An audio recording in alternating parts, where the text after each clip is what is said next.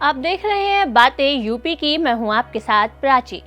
गोरखपुर शहर से लगभग 15 किलोमीटर दूर औरंगाबाद अपनी टेराकोटा हस्तशिल्प के लिए भारत ही नहीं बल्कि विदेशों में भी जाना जाता है।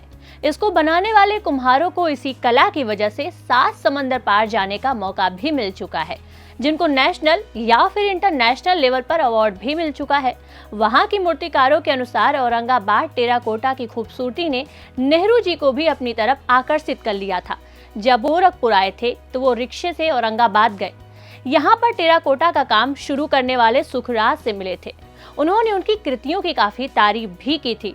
इसके बाद से ही सुखराज ने वहां की स्थानीय लोगों को प्रशिक्षण देना भी शुरू कर दिया था और अब तो औरंगाबाद के घर घर में टेराकोटा की मूर्तियां बनाई जाती हैं।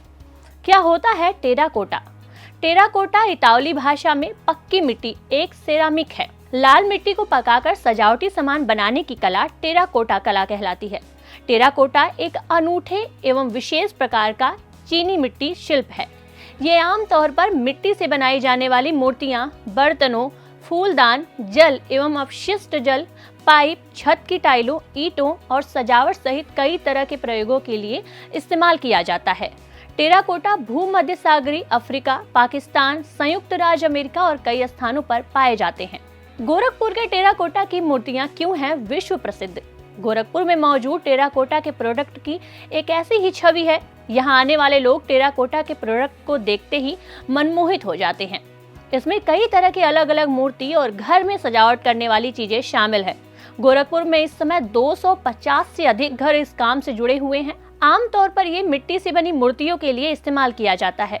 मुख्य रूप से इसे बाकी शिल्प से अलग माना जाता है क्योंकि इसमें अलंकरण, प्राकृतिक रंगों का उपयोग और आकारों के साथ रचनात्मकता को बढ़ावा भी दिया जाता है। इन मूर्तियों की पहचान बिल्कुल अलग होती है। टेराकोटा को ओडीओपी में भी शामिल किया गया है। शहर के 4 से 5 गांवों में टेराकोटा की मूर्तियां बनाने का काम किया जाता है। इसे खरीदने के लिए शहर के कई जगह पर टेराकोटा के स्टॉल लगाए जाते हैं। इनके पास 50 रुपए से शुरू होकर 500 तक की मूर्तियां मौजूद हैं, जो दिखने में बेहद आकर्षित और खूबसूरत हैं। भारत में मूर्तिकला की इतिहास गवाह है कि अन्य कलाओं के समान ही भारतीय मूर्तिकला भी अत्यंत प्राचीन है, परंतु भारत में मूर्तिकला अपने वास्तविक रूप में हड़प्पा सभ्यता के दौरान ही अस्तित्व में आई। मूर्तिकला बनाने की 3 पारंपरिक विधियां हैं: मॉडलिंग, नक्काशी या जोड़। ये निर्माण प्रकार 3 पारंपरिक प्राथमिक सामग्रियों या आधुनिक विकल्पों में से किसी एक का उपयोग कर सकते हैं। चलते चलते आपको बता दें कि राम किंकर बैज एक भारतीय मूर्तिकार और चित्रकार थे, जो आधुनिक भारतीय मूर्तिकला के अग्रदूतों में से एक थे, जिन्हें लोग आधुनिक भारतीय मूर्तिकला का जनक मानते थे।